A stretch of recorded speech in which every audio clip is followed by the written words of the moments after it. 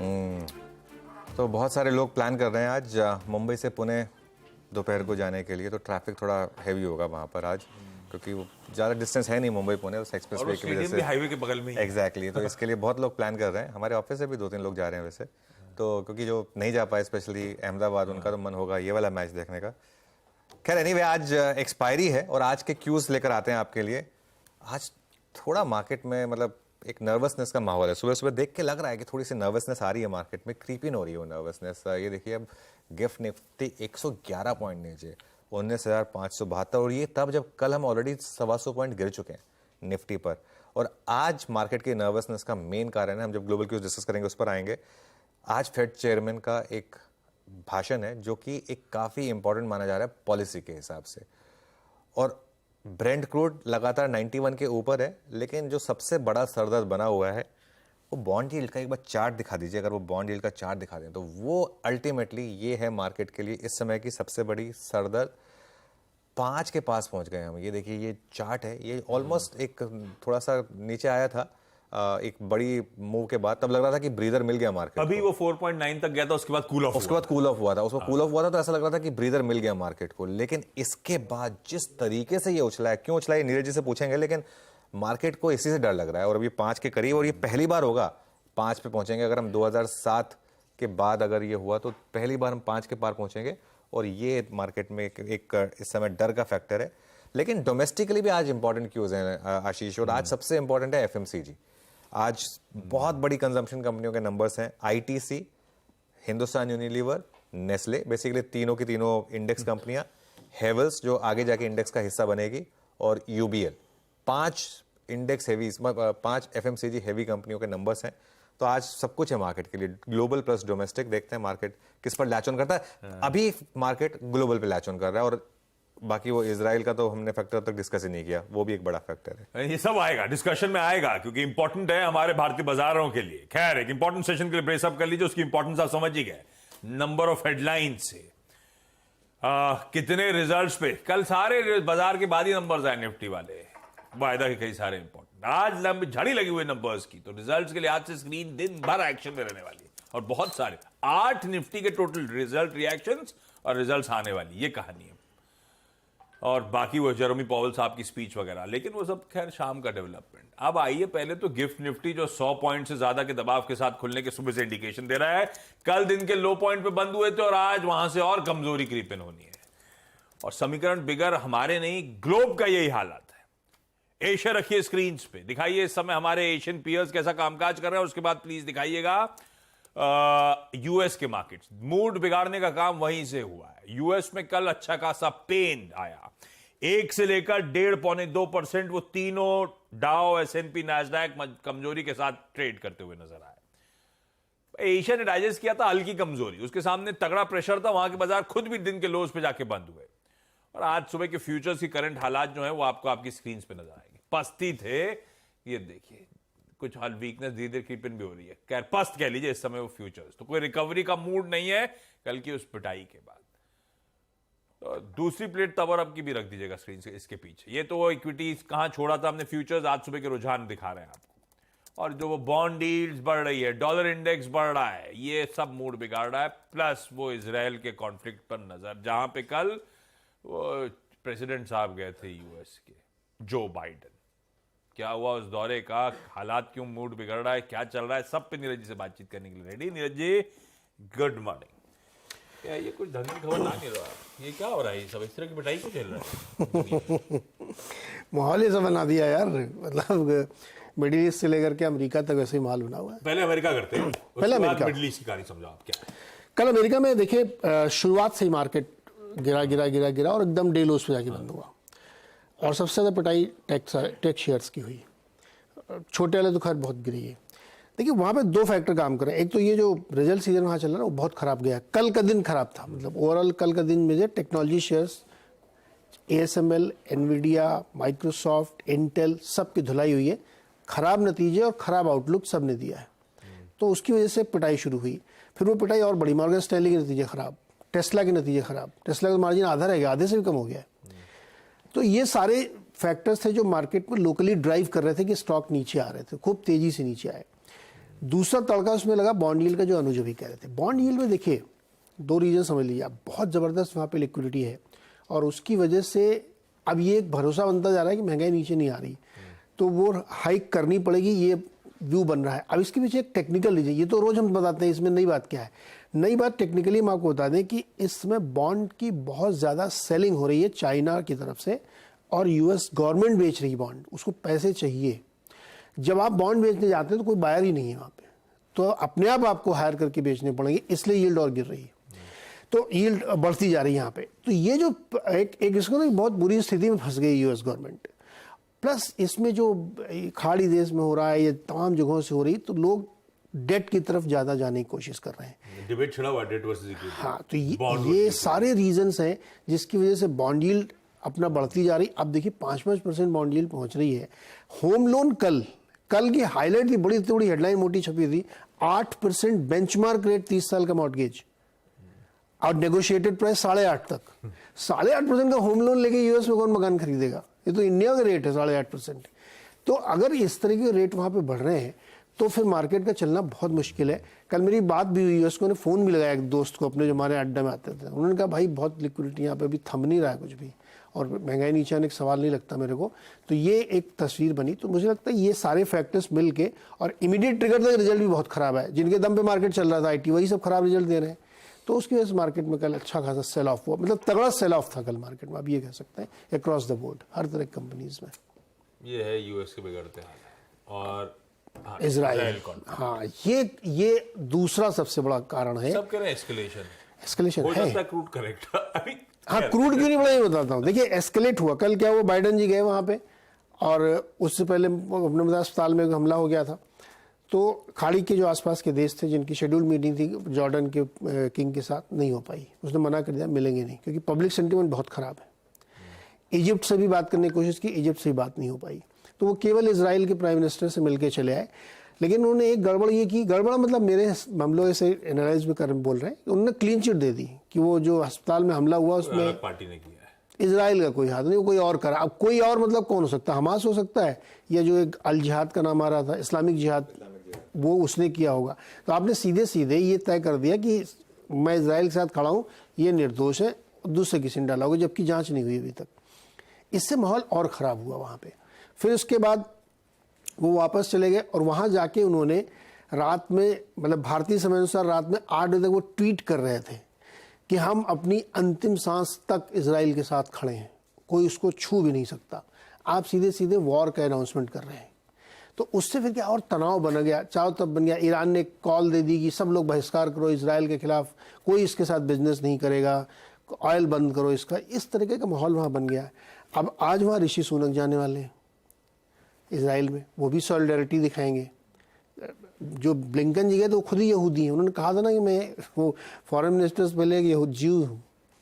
तो पूरा देश, पूरी दुनिया 2 हिस्सों में बढ़ती जा रही, इसलिए तनाव बढ़ गया। एक थोड़ी सी राहत की बात हुई कि इजिप्ट को उन्होंने मना लिया है कि एक $100 मिलियन की एक एड पहुंचाई जाएगी, दवा और ये सब चीज़ों की। तो वो थोड़ा सा आप कह सकते हैं एक राहत है।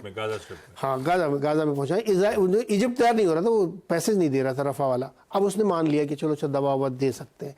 तो ये जो टेंशन बनी हुई है, इसकी वजह से मार्केट पे असर है। लेकिन क्रूड क्यों नहीं भागा, ये बहुत इंटरेस्टिंग है कि क्रूड 91 पे खड़ा, अदरवाइज भागना चाहिए।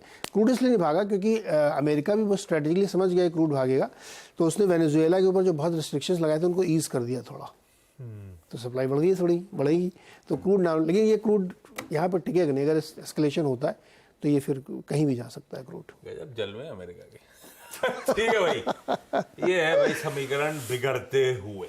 कल जब हम क्लोज हो रहे थे ना, उस टाइम पे क्रूड सेकंड हाफ में एक्चुअली बहुत इंचअप करता है इंटरनेशनल मार्केट, 92.5 पे पहुंच गया था, 90 के आसपास आके 91 के नीचे ट्रेड कर रहा है अब इस समय। ये है कहानी। एस्केलेशन के बावजूद क्रूड क्यों कूल ऑफ हुआ, लेकिन वो इशू बढ़ता ही चले जा रहा है। नजर पे रखिए भाई वो कॉन्फ्लिक्ट को, और नजर पे रखिए आज शाम की जेरोमी पावेल साहब की ऑल इंपॉर्टेंट वो स्पीच पर, जो कि स्पेसिफिकली इकोनॉमिक आउटलुक पर ही शेड्यूल्ड है। खैर, कल जो समीकरण बिगड़े वो तो अपफ्रंट दिखाया भी था, और उसमें झलकी दे भी दी थी आपको। निफ्टी का पेन, निफ्टी बैंक ने उस पेन को लीड करा, लेकिन उस पेन के बीच में हमारा ट्रेड सेटअप कैसा स्टैकअप हो रहा है वो जान लिया जाए। उसके बाद आऊंगा आज की स्ट्रैटेजी पर। क्या लग रहा है? सेटअप ओवरसोल्ड है। और मतलब फर्स्ट आवर के बाद और ओवरसोल्ड हो जाएगा मेरे ख्याल से, और प्लस हम काफ़ी इंपॉर्टेंट लेवल्स के भी आसपास हैं। कल डीआईएस ने बाय किया, ऑब्वियसली उनको करना ही पड़ेगा कि एफआईएस की इतनी बड़ी सेलिंग आ गई, फिर से 1800 करोड़ की एफआईएस की कल की सेलिंग आ गई।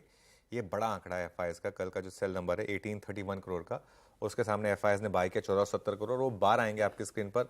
हम परसों ही डिस्कस कर रहे थे आशीष की, एटलीस्ट वो बार्स थोड़े से कम हुए हैं, बीच में तो एक बार ग्रीन बार भी आया था एफआईएस का, लेकिन वो सब 2 दिन ने पूरा का पूरा मामला फिर से खराब कर दिया। आप अगर वो बार से तो दिखा दीजिए एक बार, वो फिर से जो है ये नहीं, वो एफआई के कैश मार्केट वाला बार, चलिए कोई नहीं, वो है नहीं हमारे पास, लेकिन खैर इस पे बाद में आते हैं। फिर अब आप बात करिए इंडेक्स फ्यूचर्स और स्टॉक फ्यूचर्स की, यहाँ पर भी सेलिंग आ गई। ये देखिए, ये बार 2 दिन तो पॉजिटिव भी आए थे, लेकिन फिर से सेलिंग आनी शुरू हो गई। अब इंडेक्स फ्यूचर्स में 385 करोड़ बेचे एफआईएस ने, और स्टॉक फ्यूचर्स में 1500 करोड़ बेच डाले। ये एक बड़ा आंकड़ा है, और इसके अंदर ना मैंने सेग्रीगेट किया है। आप कल देखिए क्या हुआ, कल निफ्टी का ओपन इंटरेस्ट 2.5% गिरा, और बैंक निफ्टी का ओपन इंटरेस्ट 28% बढ़ा है। फ्यूचर्स का ओपन इंटरेस्ट है ये। और with in index futures FIS ने क्या किया, निफ्टी में 28 करोड़ की बाइंग की है, और बैंक निफ्टी में 800 करोड़ की सेलिंग की है। ये अपने आप में एक चीज बता रहा है आपको कि मार्केट में समय प्रॉब्लम क्या है। मार्केट में समय दिक्कत बैंक निफ्टी की है, सारी की सारी दिक्कत, क्योंकि बैंक निफ्टी सबसे बड़ा इंडेक्स है विद इन द निफ्टी, इसके लिए यहाँ पर दिक्कत आ रही है। पोजिशनिंग देखिए अब आप इंडेक्स फ्यूचर्स में, कल शॉर्ट जो ऐड हुए ज्यादातर बैंक निफ्टी में ऐड हुए 15,000 शॉर्ट, और 71% हम शॉर्ट पोजिशनिंग पर पहुंच गए। इंडिया विक्स भी थोड़ा सा बढ़ा है, और पुटकॉल रेशो भी आ गया है 0.82 पर, ओवरसोल्ड। और आज हो सकता है कि फर्स्ट आवर के बाद ये नंबर 0.75 तक आ जाए, एक्सट्रीमली ओवरसोल्ड की ट्रेजेक्टरी में आ जाए, वहां से कवरिंग आ सकती है। मार्केट में आज एक होप है, होप हालांकि मैं बार बार बोलता हूँ डेटा पॉइंट नहीं है, लेकिन फिर भी आज एक होप है शॉर्ट कवरिंग की, लेकिन वो आनी चाहिए, उसके बाद ही एक व्यू लेंगे उस पर। बैन में कुछ खास है नहीं, सिर्फ बैन में एक स्टॉक बाहर आया BHEL, बाकी इस बैन में ऑलरेडी 8-9 स्टॉक्स बने हुए हैं, उसमें इंडिया बुल्स भी है वैसे, जिसको हम डिस्कस करेंगे थोड़ी देर में।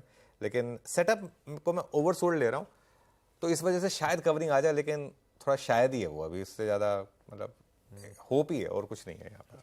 ठीक है, hope is not a data point. Data अपनी जगह है, लेकिन क्योंकि एग्रेसिव शॉर्ट सिस्टम में है, हो सकता है थोड़ा बहुत गैप डाउन के बाद कवरिंग के मूव्स मिले, पर वो स्क्रीन पे देखते हैं किस तरह का एक्शन पैन आउट होता है। यह है आज का सेटअप आपके लिए। अब आइए आज के अप्रोच पे। परसों का जो कुछ मूव मिला था ट्यूसडे का, वो पूरा रिवर्स हो गया। हो तो दिक्कत वाला सेशन था, दिन के लोस पे जाके बंद हुए।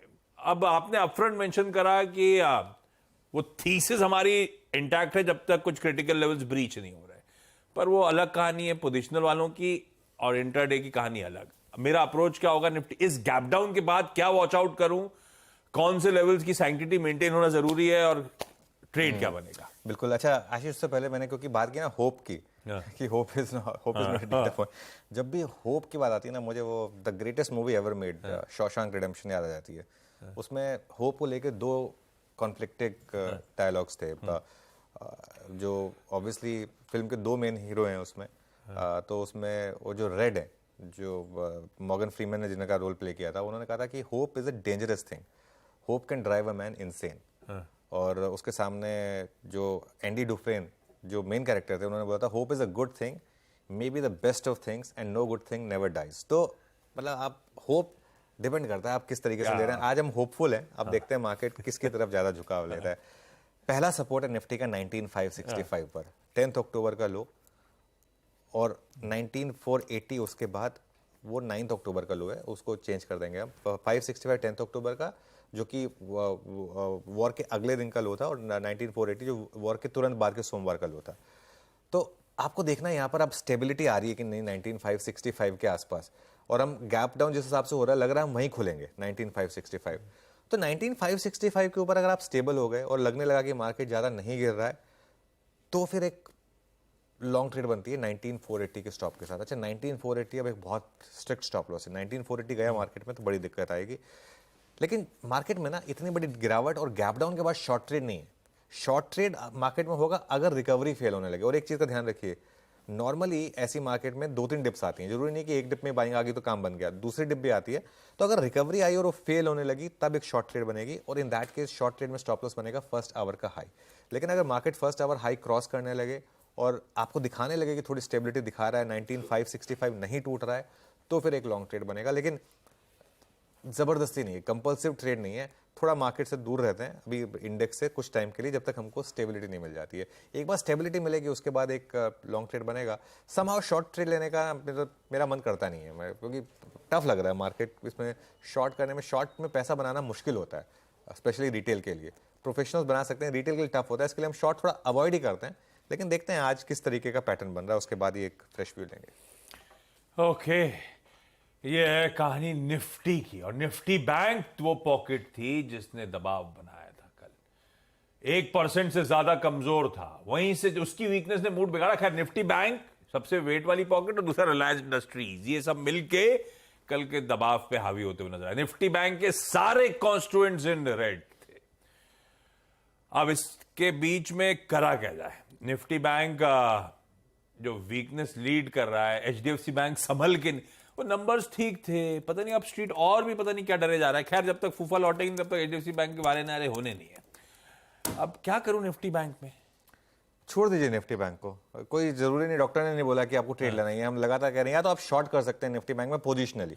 प्रॉब्लम क्या है ना, निफ्टी बैंक में एक दिन एचडीएफसी बैंक में कवरिंग आ गई तो क्या करेंगे? ये पोजिशनली शॉर्ट इंडेक्स बना हुआ है, लगातार हमने डिस्कस किया था कि मूविंग एवरेज का क्लस्टर जो है बहुत इंपॉर्टेंट है, बहुत टफ है, वो निकलेगा नहीं। जब तक ना निकले तब तक लॉन्ग मत ट्राई करिए यहाँ पर। लेकिन मैं लेवल्स बता देता हूँ, यहाँ पर लेवल्स बहुत डेंजरस आ रहे हैं। पहला लेवल है 43,443 जो कि जून सीरीज का बेस है आपका। उसके बाद अगला सपोर्ट आपका 43,186 पर जो कि 200 डे मूविंग एवरेज है। पुट ऑप्शंस में मैं देख रहा था कोई सपोर्ट है ही नहीं, कहीं भी पुट राइटिंग है ही नहीं बैंक निफ्टी में, क्योंकि सब ऑब्वियसली डर जाते हैं ना, एक बार इस तरीके का एक्सपायरी हो उसके बाद ऑब्वियसली हर कोई डरेगा। तो इसके लिए बैंक निफ्टी में जब तक स्टेबिलिटी नहीं आती कोई लॉन्ग नहीं है। एचडीएफसी बैंक फिर वीकनेस दिखा रहा है, बीच बीच में शॉर्ट कवरिंग होती रहेगी, लेकिन पोजिशनली बैंक निफ्टी वीक है। जब तक बैंक निफ्टी 44,700 44,800 ना क्रॉस कर ले अपसाइड में, तब तक बैंक निफ्टी में स्टेबिलिटी नहीं आएगी और हर रैली में सेलिंग होती रहेगी बैंक निफ्टी में, और यही निफ्टी को भी कैप कर रही है। प्रॉब्लम यही है सारी, निफ्टी अदरवाइज वीक नहीं है लेकिन बैंक निफ्टी इतना वीक है, इसके लिए निफ्टी में वो वीकनेस आ रही है। अदरवाइज वैसे निफ्टी देखेंगे आप तो बाकी कंपोनेंट्स ठीक ठाक हैं, ऑटोज, एफएमसीजी, आईटी, ये सब ठीक ठाक हैं, कोई दिक्कत एज सच नहीं है। लेकिन बैंक निफ्टी बड़ी दिक्कत है। भाई साहब, अवॉइड ही करिए इस पॉकेट को, और दिक्कतें शायद बढ़ सकती हैं, जरा इस पॉकेट से फिलहाल के लिए दूर रहिए।